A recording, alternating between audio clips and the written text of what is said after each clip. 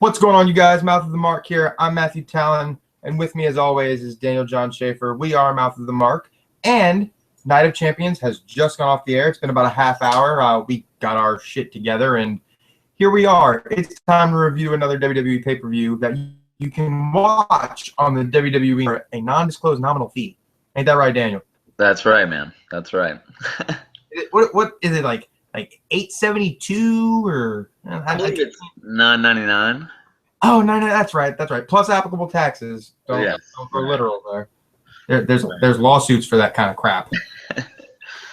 So, yeah, man. Daniel, what'd you think about the show, bud? Because Night of Champions was built okay as far as execution, both talent-wise and creatively. How'd you feel about the show tonight? Honestly, overall, I felt like the in-ring work was really good. I felt like every match delivered wrestling-wise, but I felt like creative almost in every aspect, especially in the main three angles. I feel like they dropped the ball pretty hard. And I don't consider Owens one of the main angles that they've pushed. I loved everything about that, but yeah, overall, I gave the show like a C+, B- maybe. Pretty bad on the creative side, but again, the in-ring wrestling was phenomenal. The boys did a great job. The girls did a great job. It was awesome. Yeah, I agree. I agree that the in-ring work was stellar, and for that reason alone, I gave it a B- instead of a C+. I understand that creative is a large portion of things, but I think it was you that was telling me that WWE might be getting rid of some writers soon. So Yeah. maybe that'll alleviate part of the problem in the near future. Because what do they have, like 20 writers or 12 writers? Like, they got a lot. Yeah. And yeah, a lot of writers. Too many. Yeah, I think they should stay at like a handful. Maybe 5 to 8, maybe. Even that I think is a little large. But I think the ring work really helped in terms of carrying the show. And I don't really have a least favorite match. I just have matches that I think could have been better. You know what I mean? Like, I don't think there was a bad worked match on the show. And that's just me. You find ways to nitpick everything and prove me wrong. So I'm sure you have a worst match and something god awful to say, and all the smart marks will align with you, and I'll be the retard casual. No. I feel like it's 9 times out of 10 it's the opposite. 9 times out of 10 I'm very much against like what the IWC thinks, man. I mean, most of the time I've been on the Rollins Mark train for the longest time, and everybody was so against him. I've been on like we were very both to jump the gun and like be on the Reigns train. I feel like we've kind of been on the Reigns train since Mania. His creative has been poor, but he's kind of delivered. At least as an in-ring worker. I mean, his promos have gotten a lot better since Mania for sure. And we definitely did dog his promos for a while because they were pretty rough. But I feel like he's kind of starting to get his footing again. Maybe it's because he's just with Ambrose again, but I don't know. Yeah, I don't know. I think it's because Vince stopped writing them. Yeah, that could have helped him out a lot. Probably did. But did you catch the whole pre-show, or did you just watch the match? I came into the pre-show. I was a little late because I had to pick up a buddy. We watched the show together. I came in before, like maybe 5 to 10 minutes before the Cosmic Wasteland versus Neville and the How to Train Your Dragon. Right. Yeah. But I did see the Brocktober. Okay, yeah. See, I actually didn't catch that part in the pre-show. I didn't see that till the main card, but I thought the outdoor set was really cool. I think it's a lot better than just being like in the arena. Yeah, in the arena, especially when they're doing like dark matches and stuff in the ring while it's happening. That just feels weird. I definitely like the outdoor thing for sure. It just seemed better. Even if they did it backstage, if it wasn't good weather or whatever, or they didn't want to do the money to have an outdoor thing, like I just feel like it's a better setting for it. Kind of like they do the Raw pre-show. I'm one of the few people that actually watches the Raw pre-show. So, but yeah, I mean, and the match itself, the Cosmic Wasteland versus Neville and the Dragons, the work was good. I mean, and I actually kind of like, This is where I'm going to be more of a fan than a mark, but I actually I think the writing for them in this match, it makes sense for the three of them to be together. I think it raises Stardust and Neville being kind of leaders for each group. I think that this is the most relevant that the Ascension could possibly ever be up until now. If they keep this going, same thing with the Lucha Dragons. I think they could do a really cool thing if they just kind of kept this going for a while. Maybe added a few more people for a Survivor Series type thing, or not, or just keep it a triple, a 2-team type deal. But the match itself was good.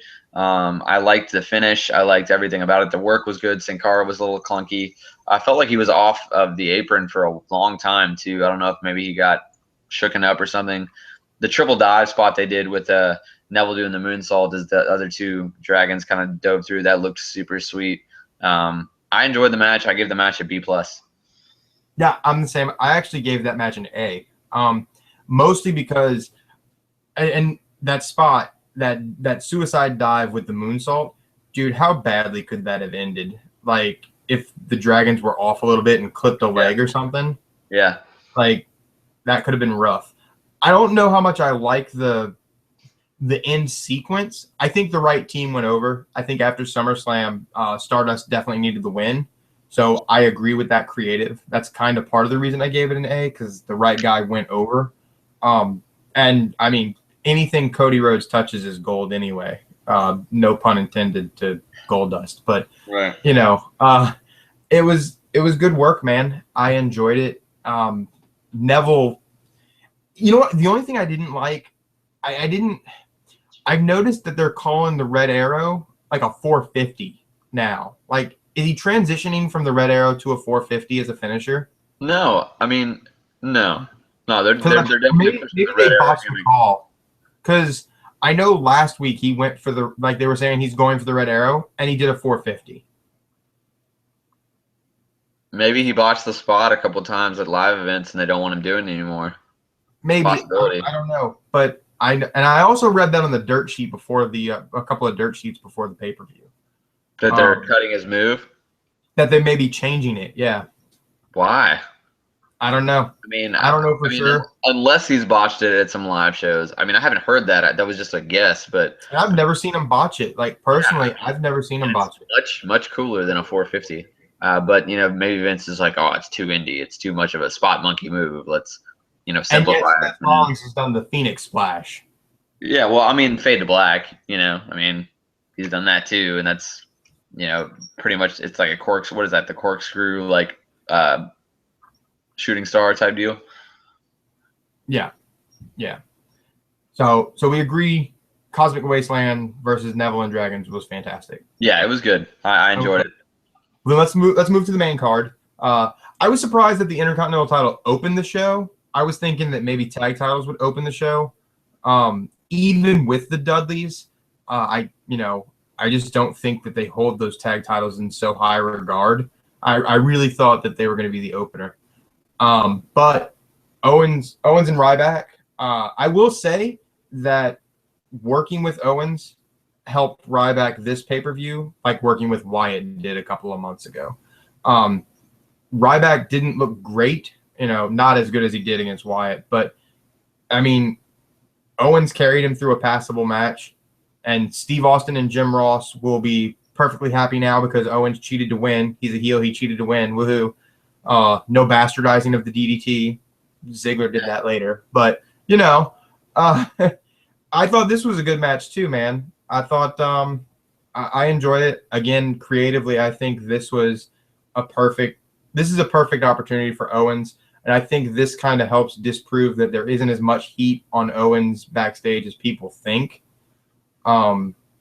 Maybe some little like bullshit heat about like, the whole Cornette thing, he's fat or whatever. But I don't think there's like real heat where like he's in jeopardy of having to go back to Ring of Honor or anything like that.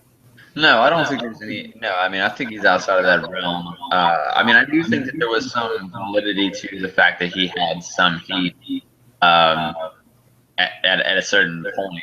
But yeah, the match was great. Honestly, I felt like Ryback really was carried to another great match.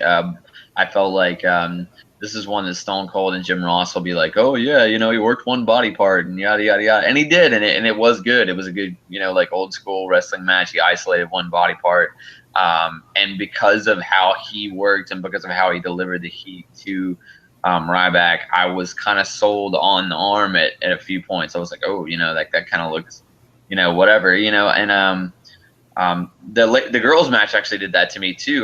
Which was Yep. really well done. But we'll get to that. But yeah, man. I mean, overall, I gave this match an A, not an A plus, just because Ryback was in it. I mean, and again, like, you know what? I want to go ahead. I want to go on record here and say this too. Like, I hear a lot. You know, I listen to all these wrestlers podcasts and stuff too, and like, you know, people say, you know, guys say things like, oh well, you know, you guys are just you know, keyboard warriors that are out there like dissecting these things and telling these people that they're botching. You know, this guy's away from his family and he's doing the best he can. It's like, that's fine, you know, but there's so many people that get paid to get on you know, like early morning radio and talk about quarterbacks, and they've never taken a snap before either, and they say the same things, but you don't say that to them. It's not like, and I'm not saying that, you know, it's the same thing wrestling and football. I'm just saying, like, don't act like, you know, like we don't have any validity as fans' opinions. You know what I mean? Like, this is our opinion. I'm not saying that like that the guy doesn't deserve respect for making it to the WWE even. I mean, that's an accomplishment. I just don't agree with it.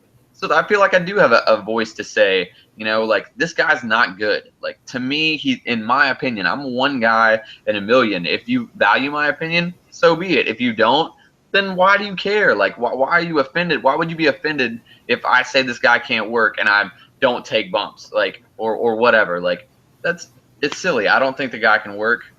I thought he got carried to a match tonight, and that just shows that Owens is even better. I love that Owens got the IC title, and this was the smartest thing the creative did on the main card all night to me. Yeah, I agree. I think that Owens with this title, he beat Cena. So I guess in some creative mind, you could say he beat Cena on his debut match. He beat Sami Zayn, was it 2 months after he debuted in NXT? So maybe they're thinking that Owens can give some validity to the title too. Maybe not as much as Cena's been doing for the U.S. title, but I mean, I don't know, man. I think he can give it a little bit of a rep. You know, that's just me. I gave the match an A as well. The next match was Ziggler versus Rusev, and I gotta tell you, dude, I'm so tired of this angle. Like, I am beyond tired of this angle. Yeah. Oh yeah, dude. I mean, it was. Yeah. I mean, I feel like at this point it's just. I mean, the horse has been dead for months. It's like the horse is like, there's flies around it and its decayed body, and there's just like a guy just zoned out, like zombie style, just kicking it on PCP or something. Like, it's just so tired, man. It's just not good at all. And I feel like they're really scrambling now that Lana is hurt. Like, they're really trying to make something out of it and try to take it into a different direction. And I mean, hopefully that works. The match itself, again, the in-ring work between these two guys, phenomenal. Great work. Turned in, I mean, the match itself was an A. I didn't grade it overall as an A because the in-ring work was an A, but the match overall, because of not really explaining all these little small things that you did leading up to this with this whole Summer Rae angle. You didn't, I mean, sure, she was wearing the earrings and that little promo beforehand, but it's like, and then, you know, I understand with the finish and the heel, and, you know, she's going to say she's trying to hit the referee. I just feel like, again, it felt like Raw creative. Like, that would have been a Raw spot, you know, and like that really bothered me because I felt like you could have done better. If the finish had been booked better, it may have actually made me want to return. Like, maybe if Ziggler had done something heelish, you can either have that option to go with the heel angle here, or it could have just been a little swerve the whole time. You know what I mean? Like, but I just feel like it might have been smarter to kind of have Ziggler get away with a heelish little thing at the end. But again, just one Mark's opinion. You know, I gave the match overall a B- to a C+, just because of creative. Yeah, I'm in the same boat. I gave it a C. I didn't even give it a C+, mostly because of the interference finish, and because of the creative behind it, the lack of explanation. I think they really should have capitalized on maybe a heel Ziggler. That way, when Lana comes back, you can drag Rusev babyface with Lana. So I don't see Lana turning heel again. I think you're going to drag Rusev babyface if you put Lana back with him. That makes sense. And then, the best part, aside from the work, how'd you dig those like mid-90s Shawn Michaels trunks? Dude, I love it. It was almost like mid-90s Shawn Michaels meets like late to mid-80s Rick Rude types. So I mean, dude, I loved it. Again, dude, I feel like the story of Dolph Ziggler is poor creative. Like, and I mean that, like, too. And a lot of people are like, oh, well, that's just the IWC opinion. He really couldn't draw money, and dude, you know what? You guys were right. In 2012 and 2000, like even early 2013, when he was kind of getting the push, and then before that, before the Summer of Punk, when he was kind of getting his title push, like, I agree, his promos weren't good.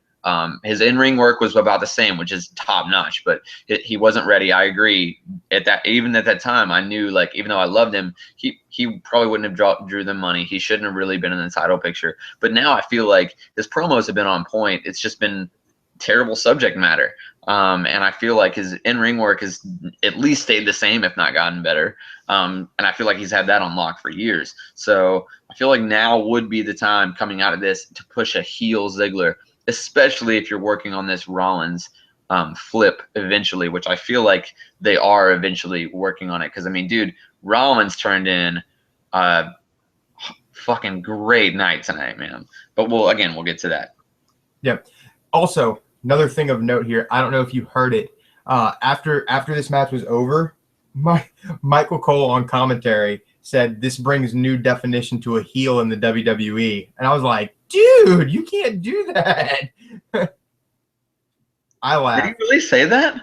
Yeah, he did. When they showed the replay of Summer throwing her heel, Michael Cole said this brings new definition to a heel in WWE.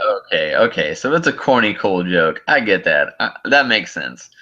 If he was being serious, that would really surprise me. But no, I get that. It was serious, corny joke, but also like straight killing it. Like, it's just like, Cole, kayfabe's already dead. Don't beat the horse.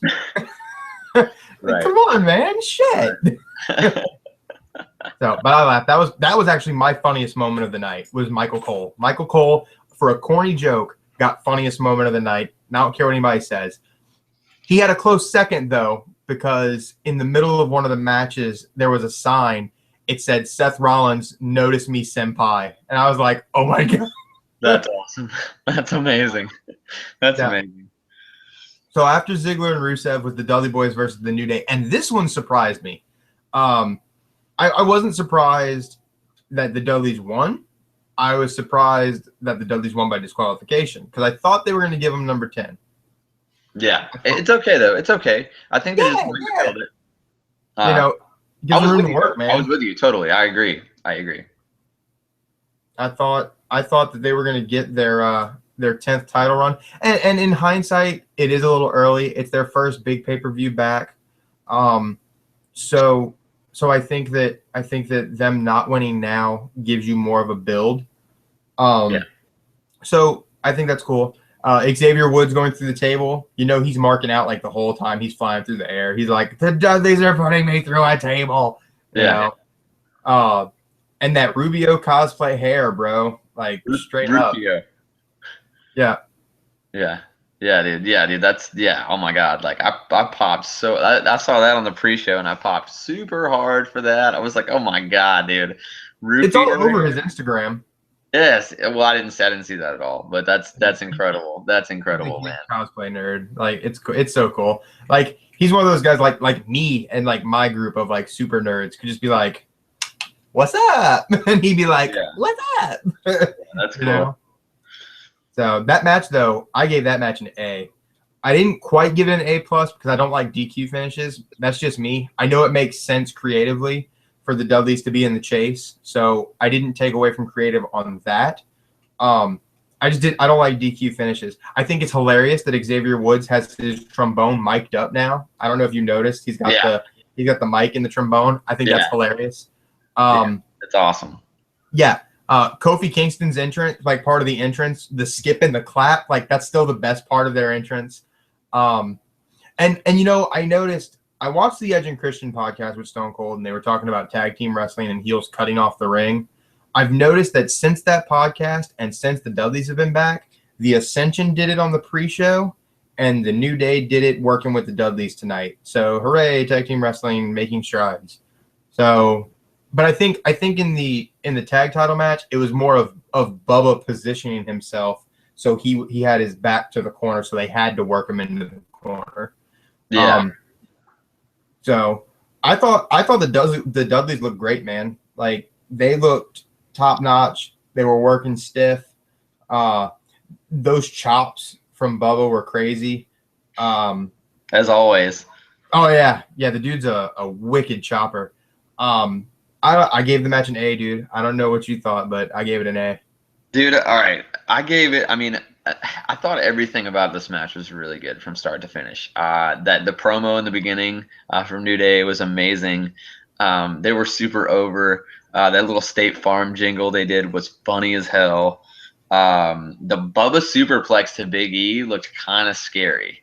Big E couldn't get his foot on the rope. Yeah, he went to do it. I saw Bubba look down. I thought it was going to be a super DDT and that Big E was going to die for a minute. I was like, oh God. Yeah. I mean, there was a ton of great spots in the match, though. I mean, the splash on the outside to Bubba was really good. The work was phenomenal. Again, like these guys put on a really great tag team match, especially with Woods out there, like doing in the Rocky theme. We got the hugest pop. Like when he was doing it, and they switched to him on the camera, you could see the people that were sitting on floor level behind him stand up and just start clapping like standing ovation. It was hilarious. And honestly, like we both picked the Dudleys to win, and I thought they would do it. But you're right. Hindsight, like it was dumb of us to think that it was going to be so soon. And I'm happy that it wasn't, because this means that we're going to get more. Especially with the DQ finish. Like I get that. And my favorite part of this entire thing was as soon as Woods took the bump. He's never done this before, but the shaking leg thing, which is totally a Devon thing. That's a Devon thing. Devon's notorious for that cell, like seizure cell type thing. And I thought it was great that he did it. The Rufio hair was on fleek as always. The Harlem Heat gimmicks that they have as far as the tights, especially in Houston, were super over. I gave the match a B+ though too, just because I don't like DQ finishes. I felt like they could have done a quick, cheaper way, or even a more like heated way to do things. And I honestly, man, I look for them to start doing things, like kind of like almost like not necessarily twin magic, like they switch in the middle of the match, but I just do feel like, I mean, I like the trombone thing, but I do feel like, especially with the Dudleys, they're going to probably try to get Woods involved a little bit more physically, and he was a little bit tonight, but I think even on a higher level. So overall B+. But yes, I am excited about the tag team division. This was good writing, but the work was better. The writing wasn't really what it could have been. Yeah, they got to get Xavier involved, man. They got to bring Spike in for the one-off, right? Dude, and they should. They really should. And if they don't, then it should be some other ECW like legend, like Tommy Dreamer or Taz, even. RVD or some shit like that. Not that Taz would ever work, but I don't know. Taz was just there like this past week doing the ECW documentary shit. He wouldn't work a match though, dude. He can't work. Yeah, he can't work a match, but he could do the run in. Like he could pull like a Mania run in, like how NWO and all did for Mania. He could be Woods on the outside, and he could probably bump Woods around on like the outside on the mats. That'd be right. That's what I'm saying. Like he could put him in the Taz mission or something. That'd be cool. Just slap Xavier in the Taz mission and just call it a night. Yeah, that'd be cool. Yeah. So after the Dudleys and New Day was Charlotte versus Nikki. Again, as soon as Nikki won on Raw, I knew Charlotte was going to win at Night of Champions. I will say, though, that for as much as people complain about, Divas not getting enough time and all this stuff, I think people are going to complain that this match got too much time, man. Like, and I agree for the angle that they went with. The match was good. I thought it was great. There's nothing that I disliked about the match. Charlotte sold me, dude. I thought Charlotte was legitimately hurt as soon as she stumbled. But then as soon as Nikki went onto the knee, I was like, okay, cool, they're working it, it's fine. But yeah, that was great. And I guess people may think that it needed less time because the entire match was Nikki working the knee and then one comeback, one and done. You know what I mean? Yeah. I think that may be the reason why. Yeah. I liked it though. I thought it was great. I thought we were gonna see maybe like a Paige heel turn after the match was over, but Nikki still gets her rematch, so we'll probably see that tomorrow night or maybe in Hell in a Cell. But I think they're gonna do it sooner than later. Yeah, I mean, I agree. I think they're going to do it sooner than later too. I just think that it's going to be, um, I don't know, man. I think that they're honestly working towards a Sasha Banks Charlotte huge match at Mania and putting it on like semi-main, um, which would be awesome. I think it would be great.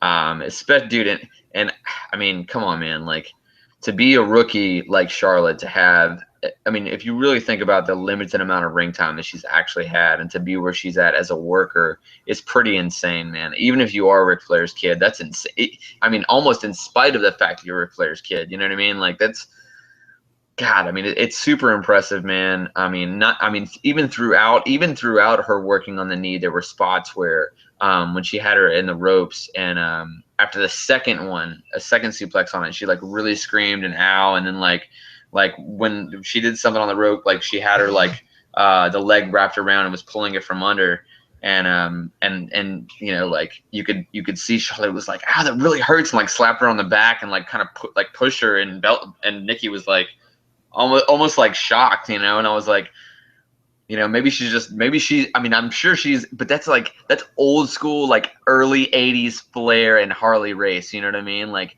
just I mean, that's like little detail things that have been around since like the old school days, but no one does those anymore. You know what I mean? No one does the really in between small things like that. Like, and I really now looking back, it was totally a work, but that's phenomenal work from Charlotte, dude. I mean, like, and especially her going over, getting the win. I really feel like it's probably going to end up leading to Sasha Banks, and I really do kind of feel like the Bellas are going to turn into more ambassador type, only on Divas. They'll still have a role on Raw as long as they have that reality show, but I don't think they're going to be the centerpiece of the Divas division anymore at all. She might get a rematch here or there, but by the time we get to even Rumble, she's not going to be, neither one of the Bellas or Alicia Fox are going to be involved. At least not in like the title Divas picture. If they keep having the 2 matches or 3 matches on Raw, I'm sure they'll stay on Raw, but I just don't think they're going to be a focal point anymore. And I'm stoked for where they're going with Charlotte, man. So I gave the match a B+. Yeah, I'm in the same regard. I gave it an A. I mean, I gave this one an A-, B+, kind of in that range. I think that, and I know Sasha and Charlotte would be cool, but like super dream for me would be like having all 4 of them in a fatal 4-way, like the 4 horsewomen in a fatal 4-way would be cool. Oh yeah, but I don't think Bayley will get up in time. No, I don't either. I think they have big plans with her, kind of like Finn. I think her and Finn are going to kind of be like the NXT ambassadors at this point, as far as like carrying the brand. Yeah. And that's okay because, I mean, as long as they keep bringing people in, that's fine. But I do want to see Bayley on the main. I think I want Bayley to do kind of what Owens did, where Owens worked both. You know, I don't know if she would or if she could, but I'd like it. Well, Paige did it for a while. I mean, Paige did it for a couple months actually. Yeah. I mean, in actuality, most NXT guys that come up on their own, and when they're not in a group, then they generally do both for a while. They transition. It's a slow transition. It's not just a, you know, lose a match and then all of a sudden you're on the main roster. That's not how it really works. I mean, the Cesaro Zayn matches were different because Cesaro was already on the main card. Man, I would love to see Cesaro. I mean, honestly, I just why don't you just let Cesaro go back to NXT and he should just be the permanent anchor there. Like he should be the William Regal of NXT, like the William Regal of the late '90s that just puts people over and has phenomenal matches. Because it's like I feel like that's what he's gonna be, man. And it's sad, but I just don't see that guy. Like, I mean, he wasn't on the show tonight, was he? Nope, sure wasn't. So it's like why? I mean, I agree on the Cesaro point. And it's sad too because it's like we love him, and like I know the IWC loves him, but it's like, dude, the guy has terrible promo skills, and He's not a good promo. he's got a British humor, which really does only some of us get it, and I get it, and it is funny, but like a lot of his jokes or his lines are almost too clever for like the like Eastern Arkansas, like Deep South wrestling watching fan, like, you know what I mean, brother? Like they don't.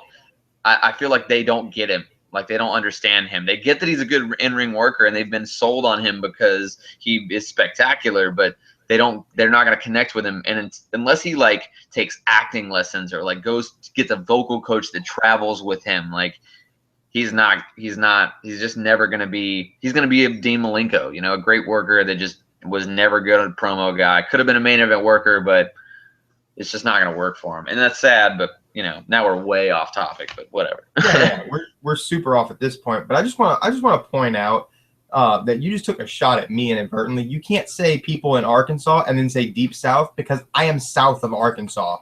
Yeah, but come on, dude. I'm in the South too. Damn, I live in Nashville of all places. Come on. I am 10 minutes south of New Orleans. I have you beat.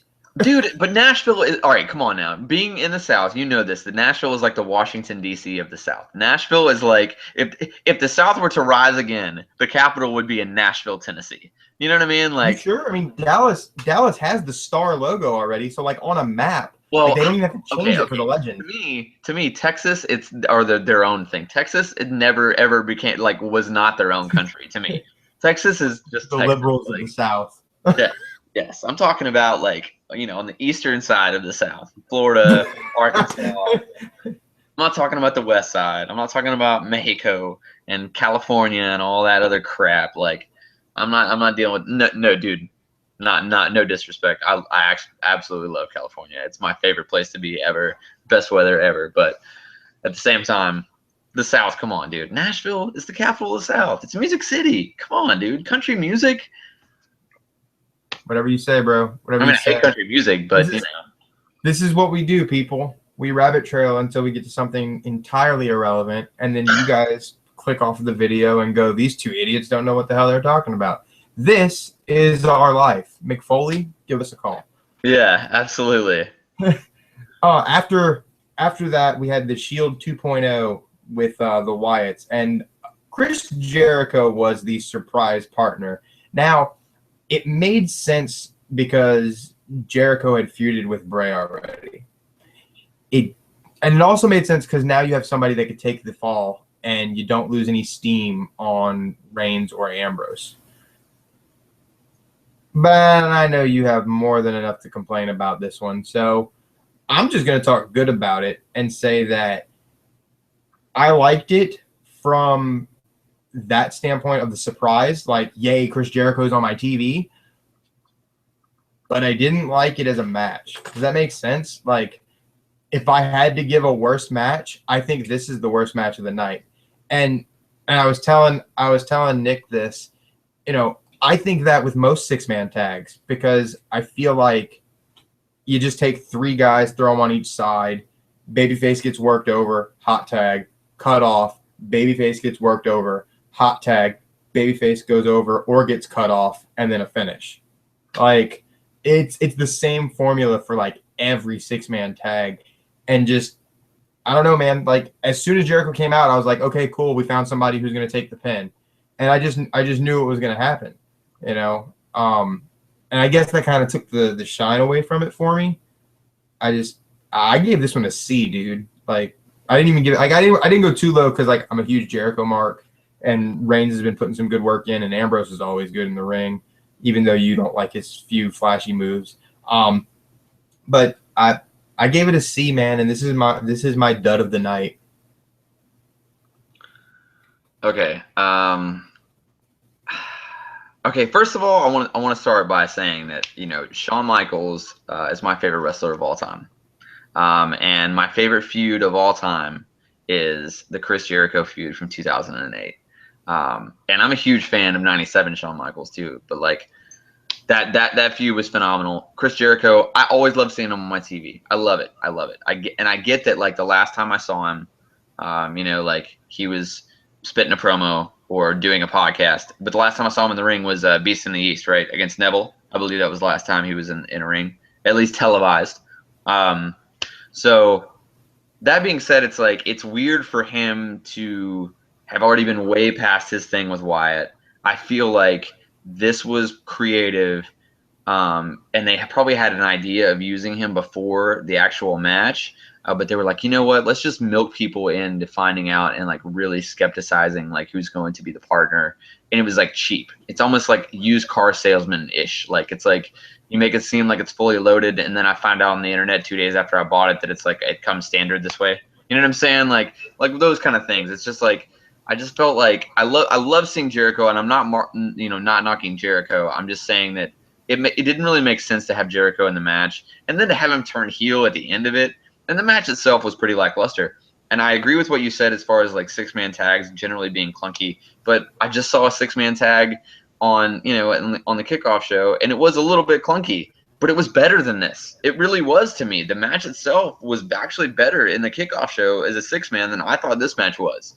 I think Braun has a lot to. It could be really good, but he looks like Baron Corbin did when he started. Like he looks like there's a lot of potential there, but really, really green still. I feel like Wyatt is slowly getting lost in the shuffle because there's so many people here, and Wyatt really deserves to be the star out of anybody involved in this, and it's only hurting him every time either their group adds a bigger star. Like either he needs to build the Wyatt family and lead it and actually dominate for a while, or they've got to like just get him on his own, man. Like one or the other, because you were ruining Bray Wyatt with this. So that is the number one reason why I give the match a C-. I almost gave it a D, but I did love seeing Jericho, and his work was good. Yeah, and all the guys' work is good, but I think that the weak point in this is, like you said, Braun he just lacks mobility, and maybe that's because he's so fresh. He's just big, strong man who stands there, like kind of like like Baron, but like also think back to like super early Big Show and Giant, like just stand there and just like throw everyone around. You know what I mean? Like kind of like that. And it sells it because that's what he is. He's booked as a monster like that, but it takes away from the whole thing when you've got 5 other guys who are just so mobile and just so limber on their feet, I mean, you've got Jericho who, the guy does the frickin' lion salt, and the guy's crazy for his age, but, you've got Dean Ambrose who is a daredevil extraordinaire. Bray Wyatt and Roman Reigns are 2, and Luke Harper, all 3 guys who are like way more limber on their feet than they should be at their size. You know what I mean? And just, Harper more than the other 2. But, still, Wyatt and Reigns do some impressive stuff for their sizes. I would say Wyatt's still the number 1 guy. Don't get me wrong. I like Harper too. I'm talking out of all 3 of those dudes, like right on the feet. No, yeah, I know what you mean. Quick on their feet type thing, yeah. Right. So I think that, and I agree with you, you either put Wyatt with the family and you make the family like the Ministry was, where they are just like the number 1 faction and they are just wrecking everybody. Yes. Doesn't matter who they are. Which would be amazing if they do that. Right. And if you don't do that, you just get him away. Like, you get him away. You have Rowan and Harper do their own thing when Rowan comes back. You have Braun do whatever he's going to do. And then you have Bray Wyatt as a centerpiece. He is comes stock, like shipped as is, number 1 heel. Like you open the box and there he is. Like it's there. Yeah. So you just need to pick one. Like you need to pick one. And I feel like they're confused on what to do. And that bugged me. Yeah. But, yeah. They're going to do what they want to do. But after this was the Authority segment with their little hype up Seth Rollins and the Sheamus tease. And I was almost caught off guard because, like, for this, I was like, okay. At this point, I was like, okay, either Sting's walking out with this title or Seth is, because they never tease it and then actually cash in. The only time they actually did like a tease it and cash in was when Orton came out at SummerSlam and just like held up the briefcase to Bryan, and then Triple H did the heel turn and he cashed in anyway. Like that's the only time they teased it and then did it. So like I was like, somebody else is walking out with this title. So I don't know. The segment was okay. It was like a nice little hype segment going into the last two matches. I was actually very surprised that they had Rollins work back to back. I thought for sure that like Cena was going to take the top of the 8 o'clock hour and then like have Reigns at the top of the 9 o'clock hour and then have Sting at the end of the show.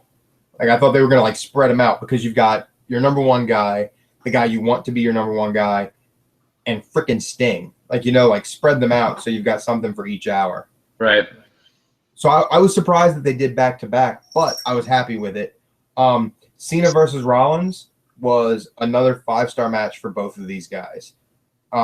Cena, I don't know what it is, man. Like we're in September, and Cena has put on 5-star matches for like 6 out of these 9 months. The best year of his career, hands down, bar none.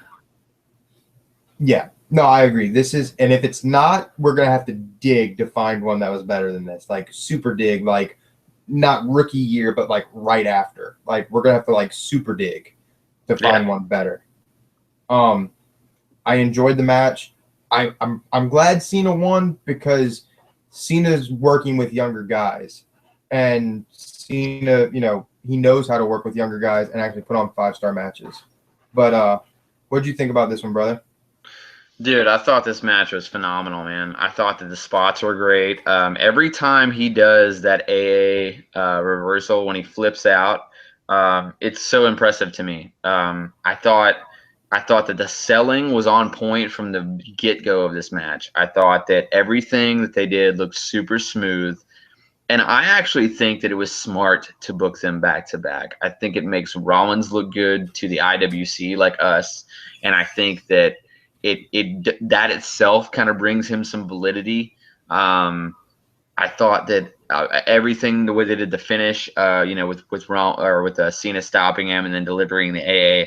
Actually, I thought that maybe Sheamus was going to cash in right there, and then he was going to have the match with Sting, and then that way they could have turned it into a triple threat like spontaneously, and that would have really taken the heat off Sting. You know what I mean? Like, but anyway, that's just, another bunny trail. But yeah, I mean, the match itself was 5-star, dude. I mean, everything was good. The only thing, there's a few things that I didn't like. Like, I don't really like John Cena doing the code red. Like, I mean, I know it looked good this time, but like, he's too big for it. Like, that's a lucha move. You know what I mean? Like, it's just weird when he does weird stuff like that. Like, I don't know. That's my only thing. But I mean, yeah, the match was A+ to me. A+. Yeah, no, I agree entirely. It was an A+ match. Like I said, another one in the books for John Cena to say, hey, look, I can keep up with the Young Bucks still. And he looked good. Like, they both look good. But moving from that one, we had Rollins and Sting. And this one, like, after the layout, like you for a second, I was like, ooh, is Sheamus going to cash in now? Yeah. Like, yeah. What are they going to do? So, like, they did a good job there of keeping everybody guessing. But when Sting came out, I was like, okay, cool. They're going to have the match. And then I was wondering, I was like, is Sting going to win quick? Like Rollins is pretty banged up. Are they going to have, like, because it was still early. I think it was like 9:30 whenever Sting came out. I was like, wow, they got a lot of time left. Yeah. And they did end early tonight, but that was Sting by going design, through the table. Because they rolled out so many commercials after the end of the show. Wait, what now? I'm sorry. I said that was by design though, because they rolled out like back-to-back. It was like 15-minute package of commercials that they ran out, which were cool. All of them were pretty good. I mean, the network looks awesome. So, but yeah, I mean, go ahead. No, that's fine. I just that bump through the table. I thought I saw Sting hit his head on the monitor. I don't know, maybe if he just landed like by it, but like I was like, ooh, like Sting, you're old, bro. Like don't kill yourself on a table spot 5 minutes into the match. Like shit. Well, it was brutal, dude. Like it was a brutal spot. It was a great spot, man. And honestly, dude, like I mean, what? All right, so like, so the table spot, phenomenal. What did you think about Sting's look, dude? It looked like they covered up his bald spot pretty well. I told Nick, I said, look, he dyed his hair. It's not gray. It's straight black. He's like, yeah, and he took a Sharpie to his bald spot. I was like, damn, Nick, way to be foul. It's true though. It's true. His whole head was dyed. Yeah, and then I'll tell you what scared me the most. The table spot, okay, whatever. He took a table bump. That crossbody to the outside. When I saw him get on the apron, I was like, no, Sting, no. What are you doing up there? No, get down. Like it scared me, dude. But like I watched Rollins catch him, and Rollins caught him perfect, and I was like, okay, cool. Yeah, he took it hard though. Oh yeah. Sting didn't pull that at all. So yeah, I mean, like almost like in the 6-man tag match, like Ambrose held on to Jericho for dear life. Yeah. like bear hugged his waist, like, no, don't die, please. But I gave this match like I mean, even this one, like after seeing Sting work this one, I kind of want to see Sting and Undertaker now. Like, I mean, Sting, Nick was like, dude, Sting looks gassed. And I'm like, not really. Like, look at the pace. Like, the pace is slow, so he's working slow. And then after the powerbomb spot, I was like, okay, he hit his comeback. Now he's gassed. Like, okay, cool. This is going to be it. Yeah. But Sting's what, 56? Like, yeah. I mean, he's in his mid to late 50s. The dude's going to be gassed after 20 minutes or 15 minutes. Dude, I mean, think about it this way, dude. I mean, this is the perfect way to explain it too. Like guys that do MMA, I know people are like, oh, it's not the same. It's like they're actually intensely competing and like.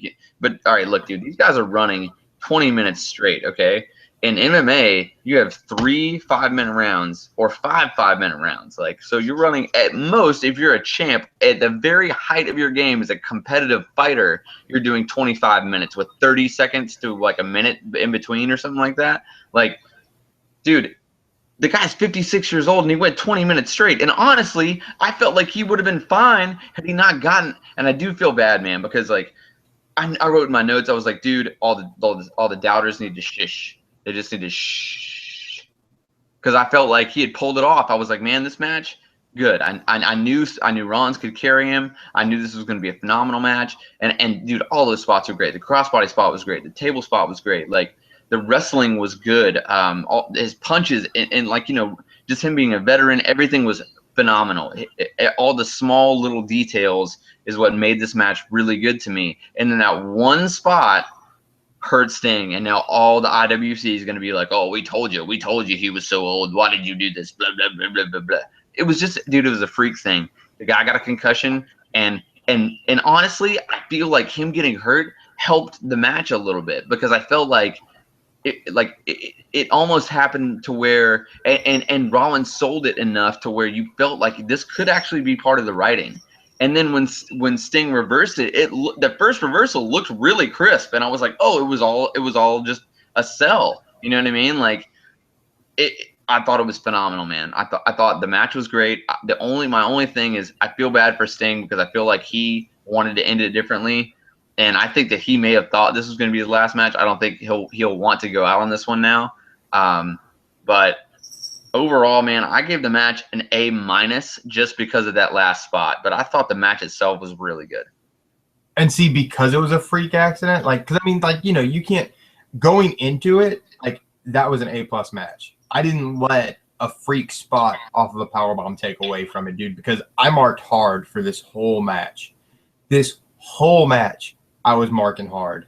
So this was still an A+ for me, man. Just Rollins was the perfect guy to work with him. Worked safe enough, but worked hard enough to where it looked like both guys were $1 million. Sting is still Sting. Sting now looks 10 times better than Sting at the end of his TNA run. So, like, let's just, compare. Because remember, not only is he 2 years older now, but, he looks in better shape. Like, he's in better shape. He's working better matches with better talent in front of better crowds, making better money. It's it's a win-win, and he looks to be performing better. Like, period. You know, if he They need looks to keep this him off good till for Rumble now. Mania, They need to keep him off till Rumble now, especially if he's got a concussion. If they're going to use him, they need to keep him off till Rumble. Use him at the Rumble, and that be it. I think he should just go out at Rumble, though.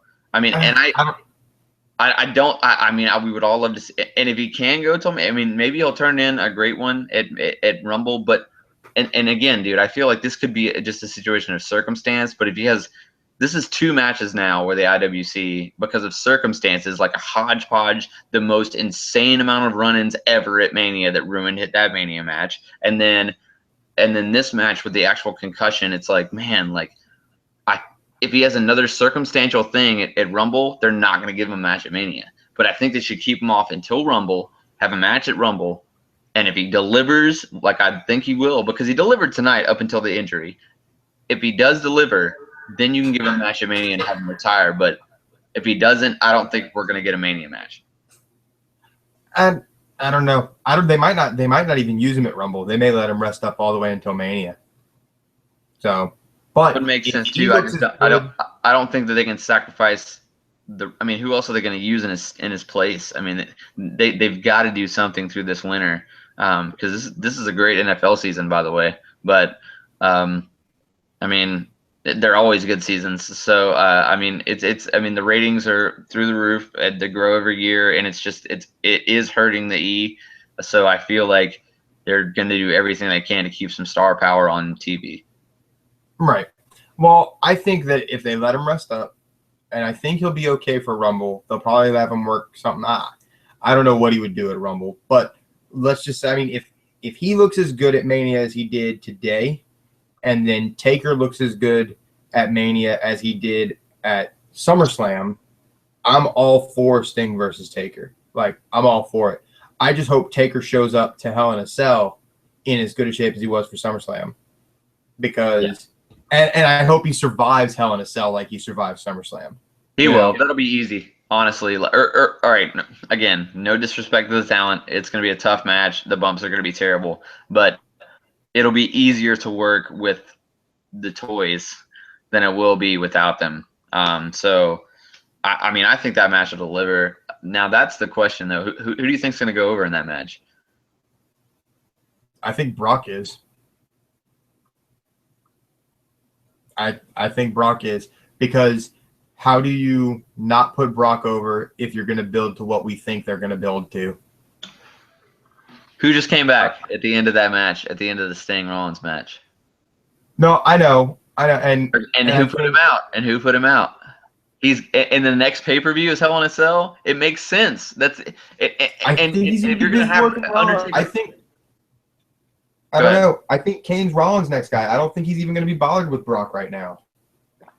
I think they're going to ignore the fact that Brock took him out and focus on that Rollins made fun of him and mocked him, and that's going to be what Kane goes for. I really think they're going to up to the match maybe.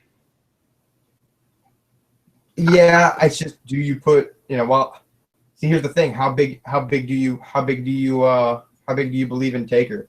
Like, are you putting Taker and Brock on last at Hell in a Cell, or are you putting Kane and Rollins on last?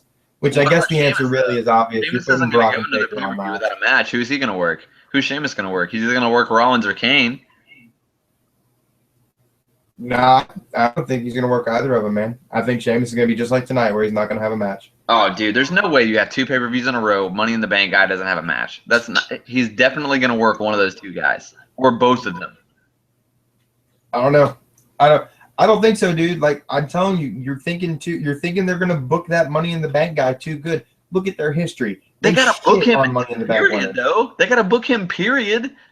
But you're right. I mean, there's a chance they do something on Raw tomorrow where, they throw an opponent, like he comes out to cut a promo and someone comes out to shut him up or something, like probably like Ryback. It'll probably be Ryback. You're right. It's going to be Ryback and Sheamus. That's what it's going to be. That's terrible that we both said that at the same time. Terrible. God awful. Terrible. That face palm says it all. But I saw somebody like immediately as the show is over it's 2015. We're in September and Mass Kane just closed the pay-per-view. What the hell is going on? It's true. It's true. And he's going to be in the main event. He's going to main event a pay-per-view. Oh yeah, easily. But you know, I mean, if you, just quick, the IWC does forget those last few matches that he had that were actual matches. We were all saying he did a pretty great job. He worked some pretty good stuff. He looked and I great. do think they could capitalize on him now. I am invested in Kane at this point because they did give him a long break, and he's masked again and he's a baby face, and if they keep him off the mic, or keep his mic work limited, it could be really good. Let him be the monster, man. Just don't let him talk. Let him be the monster. And that's it. Babyface monster. Like when Kane came back in 2003 against the Un-Americans, like that shit. Like that Kane needs to be right now. Exactly, man. And I mean, you know what, dude? We're masochists, so we're gonna watch tomorrow night, and we're gonna watch NXT on Wednesday, and we're either gonna read the spoilers or we're gonna watch SmackDown because we're addicted, and we're gonna be here and do probably another week in wrestling Thursday or Friday. That's right. And all you people watching and listening, you see that little symbol that's right over there? I know how to point with the opposite direction. Over there. That one. Right there. No, other side, Daniel. You're screwing it up. Oh, yeah. I'm on the mobile. That one. I was thinking mobile. See how it says Mark right there? You know what that means? That means that no matter how shitty the show is, you're going to watch because you're a human, you're a creature of habit, and for some reason, you love pro wrestling. So it doesn't matter how much we bitch and complain about creative. It doesn't matter how much we wish that it was different. We're going to watch anyway. We're going to sit in front of our computers. We're going to do this show. Y'all are going to watch and listen, the whole 15 of you. That's right. We're down from 30, 15. And that's going to be it. It's going to be another day at the office, guys. Like, that's it. So, another day in the office. That's right. So it's 11:30. I've got work in the morning. You've got a child that you need to take care of. Look, I'm not even pointing at my camera. Whee! So that being said, we're out of here for the night. It's time for the outro. I'm Matthew Talon. That's Daniel John Schaefer. We're Mouth of the Mark, and we'll see y'all next time. Peace.